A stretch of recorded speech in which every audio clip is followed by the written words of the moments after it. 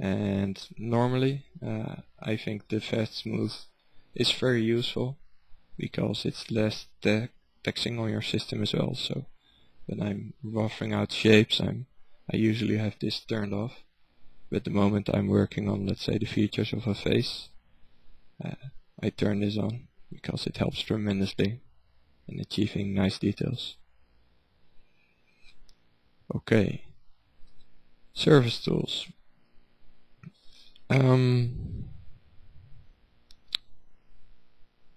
First off, roughly, the draw is equal to extrude, pinch is pinch, shift works like fox follow, flatten works like the usual flatten that you're used to from other programs, so it doesn't work like scrape. You could say that surface tools are missing scrape and voxel tools are missing flatten. I hope to see a voxel flatten soon because the voxel tools really need it. Clay pretty much works the same as this clay. Gum is a unique brush in that it was made to project fine details. I think in that way it works a little bit like I use the airbrush in voxel mode, but I can't say I have used this one very much. It works for what it does, but I like to create my details in voxels. Rapid brush is a very interesting and unique brush, which I hope works its way into the voxel tools as well. The biggest difference between surface and voxel tools is that when you work with the voxel tools, you are working directly with the voxels. The surface tools allow you to sculpt on the polygon skin that has been built over the voxels, and after you have done that, it will transfer your sculpted change back to the voxels. Let me just illustrate that. Let's choose draw, pretty high, and as you can see, this stroke is tessellated, and then suddenly it's smooth.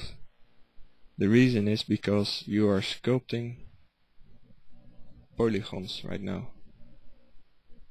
and the moment I let go of my pen, flip, it changes back to voxels. Personally, I'm not a fan of this workflow. If for nothing else, then it introduces lag after every stroke. I have a pretty fast system and I still notice it. And the other thing is that the mesh sculpting tools, I mean, they work, but they are not special if you're used to other packages already.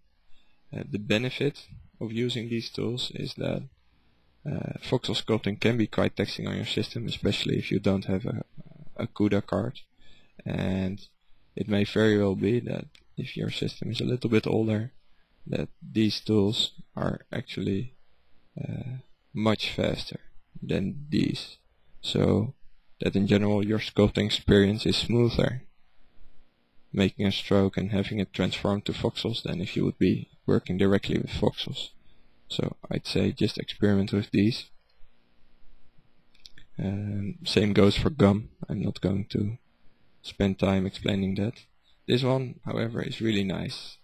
It works a bit like the clay tubes brush from ZBrush, and then it has a square shape assigned to it, and it blends very well.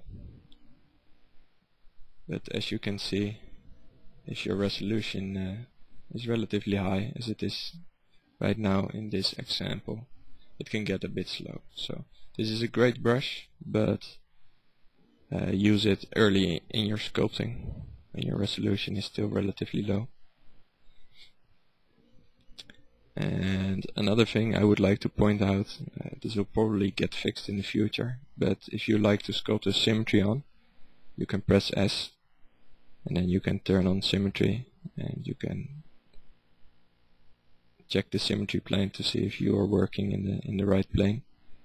The surface tools are a bit buggy when you work with symmetry, so keep that in mind. If you are working with symmetry, I suggest for now you stick to the Voxel tools anyway.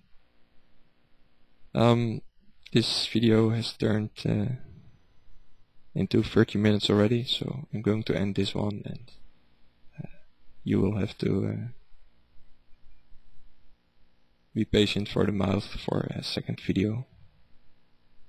I hope this has explained the tools a little bit and removed the confusion there was about Voxel and surface tools. Happy sculpting!